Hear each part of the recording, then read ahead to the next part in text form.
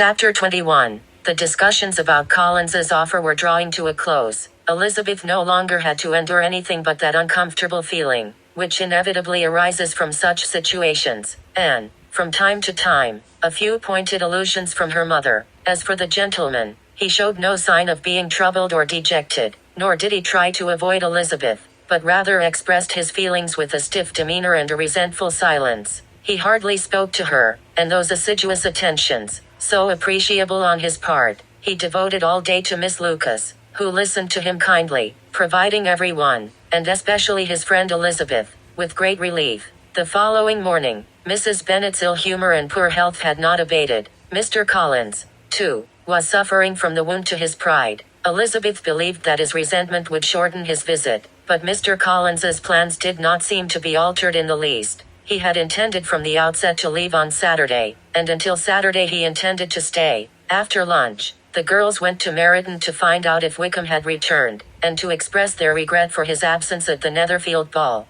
They found him as they entered the village, and he accompanied them to his aunt's house, where they talked at length about his absence, his misfortune, and the consternation it had caused everyone. But before Elizabeth, he readily admitted that his absence had been premeditated. As the time drew near, he said, "I thought it best not to meet Darcy, for being together in a drawing room for so many hours would have been beyond my strength, and the situation might have become unpleasant to others as well." Elizabeth fully approved of Wickham's conduct, and they discussed it extensively, exchanging compliments as they walked to Longbourn, where Wickham and another officer escorted the girls. During the walk, Wickham devoted himself entirely to Elizabeth, and this gave her a double satisfaction, receiving her compliments and having the occasion to introduce him to her parents. Shortly after their arrival, a letter was brought for Jane. It came from Netherfield, and the young woman opened it immediately. The envelope contained a small sheet of very elegant, satin-like paper, covered with the writing of a beautiful and agile woman's hand.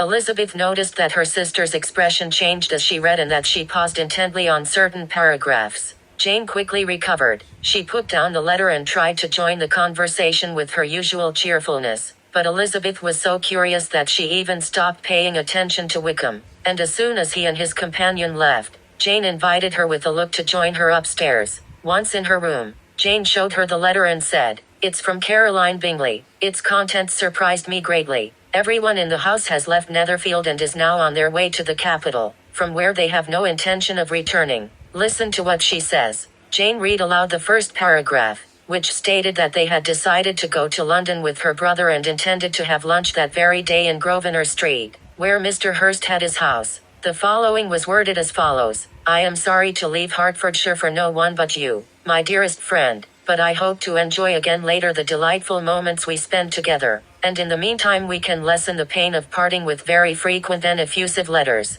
I am counting on your correspondence." Elizabeth listened to all these haughty pronouncements with impassivity, due to the distrust they inspired. She was surprised by the haste with which they had left, but in truth, she saw no reason to regret it. It could not be assumed that their absence from Netherfield would prevent her from coming to Bingley, and as for the lady's absence, she was sure that Jane would be comforted by her brother's presence. "It is a pity," she said after a short pause, "that you could not see your friends before they left. But can we not hope that the future happiness your friend so desires will come sooner than she thinks, and that the wonderful relationship you have had as friends will be renewed with even greater satisfaction as sisters? They will not stop Mr. Bingley in London. Caroline says that none of them will be returning to Hertfordshire this winter. I'll read it to you. When my brother left us yesterday, he imagined that the business that called him to London could be taken care of in 3 or 4 days, but since we know that this will not be the case, and convinced, at the same time,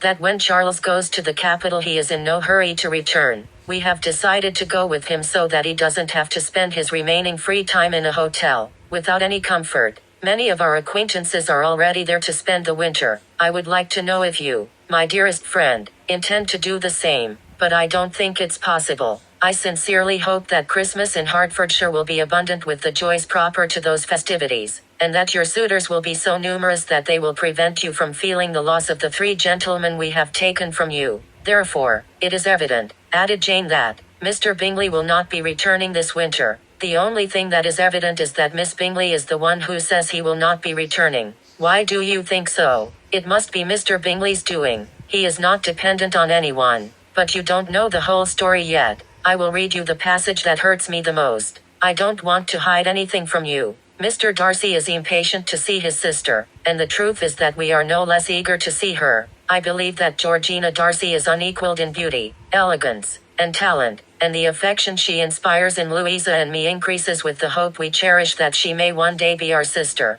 I don't know if I have ever expressed my feelings to you on this matter, but I do not want to leave without confiding in you, and I imagine you will find it quite reasonable. My brother already greatly admires her, and now he will have frequent opportunities to see her in the most intimate way. Georgina's family desires this union as much as we do, and I don't believe that sisterly passion blinds me when I think that Charles is quite capable of winning the heart of any woman. With all these circumstances in favor of this relationship and with nothing to prevent it, I cannot be mistaken, my dearest Jane, if I hope that the event that would bring happiness to so many will take place. What do you think of this paragraph, Lizzie? Jane asked when she had finished reading. Isn't it quite clear? Doesn't it clearly express that Caroline, nor does she expect or wish that I am his sister, that she is completely convinced of her brother's indifference, and that if she suspects the nature of my feelings for him, she intends, with all kindness, to warn me? Can this matter be interpreted any other way? Yes, it can. I interpret it quite differently. Do you want to know how? Of course. I'll tell you in a few words. Miss Bingley has realized that her brother is in love with you and she wants him to marry Miss Darcy. She has gone to the capital after him, hoping to keep him there, and she is trying to convince you that Bingley doesn't care about you at all. Jane shook her head. That's right, Jane. You must believe me. No one who has seen you together can doubt Bingley's affection. His sister doesn't doubt it either. She's not that foolish. If I had seen half that affection in Darcy, I would have ordered the wedding dress by now. But the fact is, we are not rich enough or distinguished enough for them. If Miss Bingley is so keen to marry Miss Darcy to her brother, it is because it would make it easier for her to marry Darcy himself, which I find rather naive. But I dare say she would achieve her goal if Miss de Bourgh were not in the way. However, you cannot seriously believe that just because Miss Bingley tells you her brother likes Miss Darcy, he is any less in love with you than he was on Thursday when you said goodbye,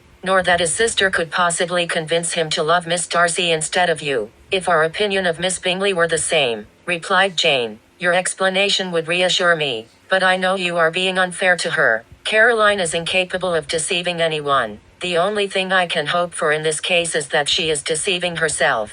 That's right. You couldn't have come up with a better idea, since mine doesn't comfort you. Suppose she is deceiving herself. That way you'll be on good terms with her and see that you have nothing to worry about. But Lizzie, can I be happy, even assuming the best, by accepting a man whose sisters and friends wish him to marry someone else? That must be decided for you, said Elizabeth. If, after mature reflection, you find that the misfortune of displeasing his sisters is more than equivalent to the happiness of being his wife, then I certainly advise you to reject Bingley. How silly you are, said Jane with a slight smile. You must know that, although I would be very sorry for his disapproval, I would not hesitate. I had suspected as much, and being so, I don't think I can pity your situation. But if he doesn't return all winter, my choice will have been for nothing. So much can happen in 6 months. Elizabeth rejected the idea that Bingley might not return. It seemed to her simply a suggestion of Caroline's self-serving desires, and she could not suppose for a moment that such desires,